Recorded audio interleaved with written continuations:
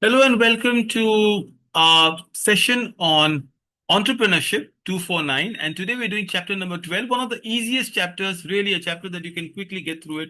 And what I need to speak about on resource mobilization. Remember, what's a resource? Anytime you need to set up something, you need tools, you need means, it's a resource. For example, I want to buy a mobile phone. My resource will be definitely money, but also knowledge of what mobiles I need, what kind of work I need, what's my budget around. I need to go to a shop or buy it online. These are resources. Of course, mobile is useless unless and until it's connected to either Wi-Fi or a SIM card. So that's also a resource. In this chapter, one of the most important thing we learn about is what is called the 5M theory of resource. What's a 5M theory? So you see, a business, an entrepreneur needs to mobilize resources. Remember the word mobilization of resources. Mobilization is gathering resources. So these are the 5Ms that an entrepreneur needs that are very, very vital to what we're going to do. M for money, that is financial resource, apna paisa, apna, sapna paisa, paisa, right? Sapna money. Number two is manpower, right? Human resource, people, machine, material, and method. So these are the 5 things. So remember, if you remember these 1 to 5, this is half of the chapter which is done. So just remember the kind of resources we need. Hopefully, I'll take you through each one of them as we go ahead. So the 5M is called mobilization, gathering of resource that are required. What's money? This chapter also speaks about money in great resource. So I'll quickly run through financial resource. The owner's fund. One of the largest problem today is the lack of funds. You have an idea, you want to use it. It's called capital. So you might need short-term financial and long-term financial sources. Short-term means immediately, a short-term loan, a transaction credit, somebody just you can borrow. Long term, probably you need to have a place on rent. You need to have bank loan which can be paid over 20 years. You need equities. So short and long term is financial resources. But today, the biggest resource, and that is why it is said, India is very, very lucky because we have got the largest youth population in the world, manpower. Japan, on the other hand, has an aging population. Most of the people in Japan, because they live long, all this lovely thing about ikigai, they have an aging population. The youth are not there, which is an advantage to India unless we make our manpower count. So, manpower basically is a resource we are looking at. It is also called human capital or human resource, HR. So, what do you need? You need how many people you require. Let's say you're just setting up a marketing company. So you need manpower. You still need an admin. You need an office boy. You need marketing team. You need reception. You need people to go and sell it for yourself. Training needs people who can be trainers. Skill needs mobilization, legal people. So you need chartered accountants and lawyers also, corporate lawyers. So all of it comes under manpower, human resource. Manpower of no use if you don't have material, right? For example, a business must have material. For this example, in terms of it, is if you're setting up, let's say, a juice shop, well, you need fresh fruits for it. That's a material. This is called supply chain. D-marts and Reliance, Geomarts, all of them work only because of great supply of material. So material is the third M. Machine. Well, all materials have to be processed, right? Physical machine. So if you are looking at construction, your machines are JBCN, JCBs, big caterpillars, rovers and cranes, any kind of machine. A juice shop we spoke about needs a juice vending machine. A machine that is in school, small ideas. Even a smart TV could be used as a physical resource, as a machine. So machine. And finally, what will you do with all of it? It is method. Method is the process, the way, how you set it up. And that is a very important resource. So one of the crucial M of a business is a method. Sequence. You don't start with machine, you start with people. But first you might need capital. So remember all the order of it. So financial, first is money. Then you need people, right? The human resource that we need of. So that's how mobilization is. Then you also need the kind of method, the end of it. But before that, the last two that we spoke about, machines and what are we looking into? We're looking at material, right? So remember the 5M of resource mobilization. So it is identification, procurement, and utilization of resources. If you remember, it could be a long question. It could be a question you can immediately write it. It'll become very easy. State the 5M of mobilization. And now you know the answers. The 5M is the idea of all the 5 that we speak about. What are two examples of resource? Physical resources. Can you give an example of physical resource? A lot of answers that are there. Also, you can go to your index question and you can see some of the well-known method of business resources. So quickly, let me run through it. Physical resource, business resource. Physical resource could be land, plant, building, machine, furnitures. Fair enough. All right. Materials are all around. So these are some of the resources that you are looking into. All right. So what are the business resources? For example, Coca-Cola has a secret formula how to make the Coke, the entire cold drink, which is called a business method. So it could be trademark, copyright, patents, secrets, all the technical document, how Apple, works on it, everything. Even your processes are business secrets. That is what we're looking into in business. I know sometimes the chapters may be very short. My job here is to make a summarized version. You have to still read through it. A lot of students get confused. Okay, can I have more detailed answer? No. Detail is when you read through it, but this will give you a quick summary. The second and the last part, and I want to complete it, is, as I said, the financial resources are a detailed one. So what are your sources of fund? There are two kinds of sources of fund: traditional sources or modern sources. What is traditional sources? Where I usually use the word, your family. So when somebody starts something, it is financed by family. It could be your own fund. It is called bootstrapping. So your own fund is called bootstrapping. Remember, a lot of good businesses, even Apple, a lot of good businesses, the Zepto boys, they are very rich. So they started with something. Second, family and friends would have given it, but they're also money lenders. They might give you some money and they might ask you to pay interest on that. So these are traditional sources. New sources are something that we call it angel investment. Angel, the word itself is like, okay, somebody is helping you out. Angel investment could be the companies which will say, okay, we'll invest a certain amount.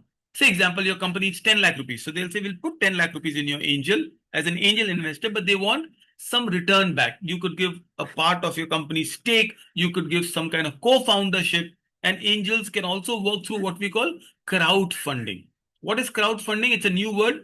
For example, a lot of today, there was an athlete, an Indian wrestler who wanted to go to Olympics, but they did not have money. So they put it on crowdfunding website and people contributed small amount. And by the time it reached a particular, so let's say he needs 50 lakh rupees to go, all the equipment and all the travel. So people would pay 5,000, 10,000, 50,000, 1 lakh. And by the time he gets all the money and he could go. That's a crowdfunding. And it could be as small as 50,000 rupees. People do crowdfunding for medical, crowdfunding could be education, travel, whatever part of it. Then there is a concept called incubator. What is incubator? You see, the word incubator means when you are hatching eggs. So this incubating, you're putting the right amount of heat and the chicks come out of the eggs. Same way, business incubator are locations, places where people allow you to set up your office. So let's say you don't have a reception, you don't have somebody to do marketing, you need trainers. So they will have a common pool where a lot of other business will be there. You can network and you can learn. The first incubator was, of course, in USA, the land of dreams, by a man called Joseph Mancusa.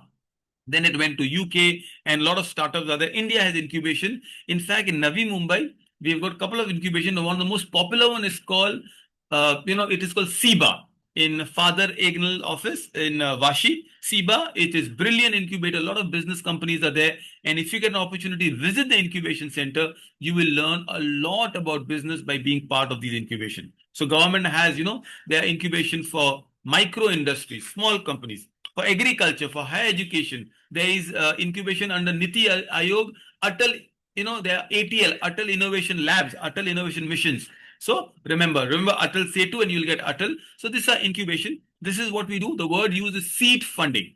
So seed, how a plant has seed. So you put some basic fund. Let's say my daughter comes and says, I want to start up my own bakery. So I seed fund her with 50,000 rupees. She buys some equipment, she buys some bakery things, she might go for a place on rent, and then slowly it will grow, and then I might get a return back, I might be a business partner. One of the first incubations started at IIT Kharagpur, which is in West Bengal near Kolkata. One of the top IITs, very good, very smart. One of my uncle finished from there. It's a great place to be in. IIT Kharagpur. Kharagpur has the largest railway station, in the world, the longest rather. Just giving you some pointers, but these are the incubation we can have. Today, government has a partnership with IIM Ahmedabad, one of the best management institute in the world, and Government of India and Government of Gujarat started an incubation center, a center where people can come and they can have the business ideas. We have got colleges in Bombay, like Skill Tech University in Kurla, or there are some other places where students can go and incubate the ideas. And who knows, you could be, the next big thing, the next Google, the next Zomato. I admire Zomato and Deep Goel with the work they've done. All of these have been part of some incubation. I was part of a incubating business center called Head Start, where Ola first came and incubated and presented the ideas. So there can be so many things. You want more money, so angel funding and incubation will not give so much money, but they are the start to it. Then there's something called VC, venture capital. Remember the word vulture capital? They are also dangerous people. Sometimes they pay you a lot of money, but they will take your entire business. The negative part of VC. However, VC is a long-term capital that is provided. So VC is usually a group of, there is a VC called Y Combinator in Silicon Valley. So a lot of these young people will go to Y Combinator and they'll say, okay, we have this business idea. PayPal went to them. Facebook went to them. Google would have gone to them. They will pay the money. Today, Google is a VC itself. VC could be risky affair for the investor because you don't know, will the business take charge? Will it become Uber was, VC? But out of 90, 100, 90 will fail, but 10 will succeed and they'll become multi-millionaire companies.